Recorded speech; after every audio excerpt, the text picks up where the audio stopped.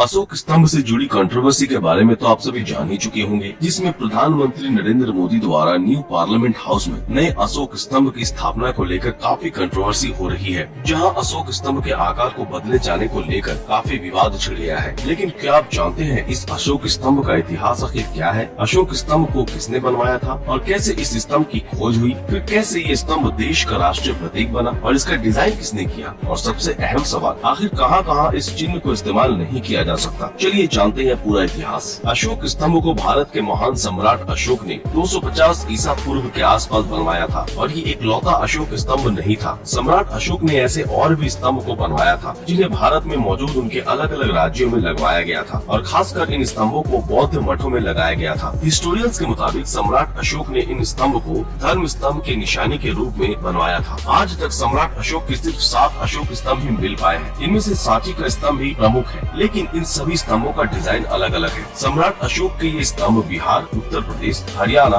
मध्य प्रदेश के कुछ इलाकों में पाए गए हैं। इनमें से 2 स्तंभों को फिरोज शाह तुगलक द्वारा सन 1351 से 1388 के बीच दिल्ली में पुनर्स्थापित किया गया। इनमें से एक पिलर आज भी दिल्ली यूनिवर्सिटी के पास मौजूद है, जिसे दिल्ली मेरठ पिलर कहा जाता है, और दूसरा पिलर फिरोज शाह कोटला के पास मौजूद है, जिसे दिल्ली टपरा पिलर कहते हैं। ऐसा भी कहा जाता है कि मुगलों के राज में कई अशोक के स्तंभों को एक जगह से दूसरी जगह रिलोकेट किया गया था। जिस अशोक स्तंभ को भारत का नेशनल एम्बलम चुना गया, उसे साल 1905 में सारनाथ के पास खोजा गया था। इसी खोज के बारे में मशहूर हिस्टोरियन चार्ल्स रॉबर्ट एलन ने अपनी किताब Ashoka the secret for India's last emperor में लिखा है, जिसमें उन्होंने इस स्तंभ को खोजने वाले आर्कियोलॉजिस्ट फ्रेडरिक ऑस्कर के बारे में बताया है। हिस्टोरियन एलन के मुताबिक फ्रेडरिक को पहले तो स्तंभ का निचला ढांचा मिला और फिर साल 1905 में उन्हें इस स्तंभ का ऊपरी हिस्सा मिला, जिसमें शेरों का डिजाइन बना था। गाइस, इस खोज को उस सदी का सबसे महान खोजों में से एक माना जाता है। जिस जगह से इस स्तंभ को बरामद किया गया था, तुरंत ही वहाँ पर एक म्यूजियम बनाने का आदेश दिया गया और ये सारनाथ म्यूजियम भारत का पहला ऑन साइट म्यूजियम है और आज भी ये अशोक स्तंभ वहीं मौजूद है। 15 अगस्त 1947 में जब भारत आजाद हुआ, उसके कुछ दिनों पहले ये सवाल खड़े हुए कि भारत का नेशनल एम्बलम क्या होना चाहिए। तब 22 जुलाई 1947 को जवाहरलाल नेहरू ने संविधान सभा में ये प्रस्ताव रखा कि देश का एक पावरफुल नेशनल एम्बलम जरूर होना चाहिए और ये भी तय हुआ कि ये एम्बलम अशोक के शासनकाल से ही लिया जाएगा। लेकिन जब देश भर के अलग अलग आर्ट स्कूल के पेंटिंग सभी के दिल को जीतने में असमर्थ रहे, तब एक IAS ऑफिसर बदरुद्दीन तैयब जी की पत्नी सुरैया तैयब जी ने अशोक स्तंभ का एज अ एम्बलम एक तस्वीर बनाया, जिसे कुछ चेंजेस के बाद जब संविधान सभा में पेश किया गया, तब ये प्रतीक सभी को पसंद आया। लेकिन गाइस, गवर्नमेंट के डॉक्यूमेंट्स, पेपर या हमारे पासपोर्ट पर जिस अशोक स्तंभ को हम देखते हैं, उसे फेमस पेंटर और शांति निकेतन के आर्ट्स के टीचर नंदलाल बोस के एक स्टूडेंट दीनानाथ भार्गव ने डिजाइन किया था और इसी चित्र का आंकलन उन्होंने संविधान के फर्स्ट पेज पर भी किया था। जब भारत में इसे नेशनल एम्बलम के तौर पर स्वीकार किया गया, तब इसके द्वारा सामाजिक न्याय और बराबरी की बात भी की गई। इंडियन गवर्नमेंट ने 26 जनवरी 1950 को इस अशोक स्तंभ को भारत के नेशनल एम्बलम के तौर पर स्वीकार कर लिया। गाइस, अब अशोक स्तंभ से जुड़े कानूनों के बारे में भी बताते हैं। अशोक स्तंभ का इस्तेमाल सिर्फ संवैधानिक पदों पर बैठे शख्स ही कर सकते हैं। इसमें भारत के राष्ट्रपति,